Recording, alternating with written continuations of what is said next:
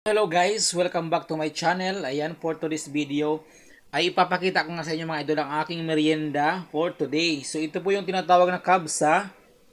Ayan, so ito naman yung tira ng aking boss. Tapos na siyang kumain.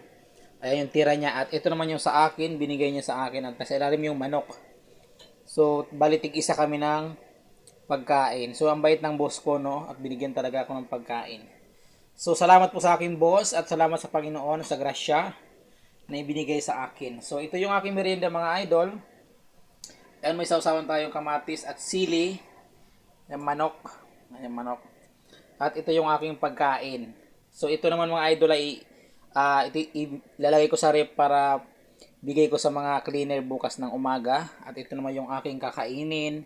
Mainit-init pa talaga siya mga idol, no? Ayan, masarap po ng kabsa. Nasa lalim yung manok niya. So punong-puno talaga siya mga idol at ito yung takip niya.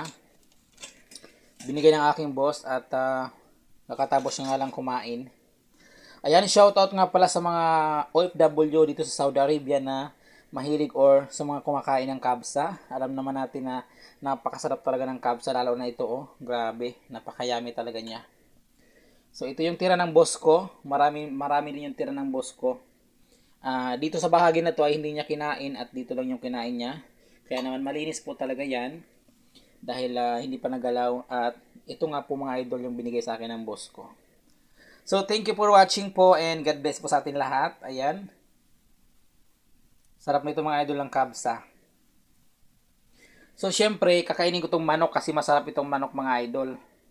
At ito yung pinakaulam ko dito sa aking kabsa. So ito yung marami mga idol, pang 3 tao ito. Oh. Punong-puno talaga ito mga idol dahil pang 3 tao itong isang styro na to. Punong-puno talaga siya. Oh. So ito siya ay kahit walang ulam ay makakain mo na dahil malasa po ito mga idol. Malasa po itong may lasa na itong kabsa na ito. So napakasarap niya. So yun lang. Thank you for watching po and paki-share na rin ang aking video at paki-follow po kan idol. At syempre paki-subscribe po ng aking YouTube channel na Bisayang Dax TV. So thank you for watching again and bye-bye. Ayan, kainan na. Ito na po yung pagkain ko mga idol, oh. Sarap, oh.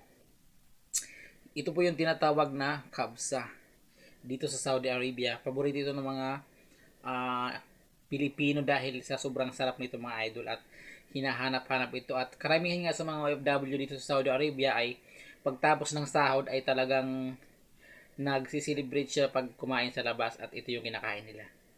Kinakain.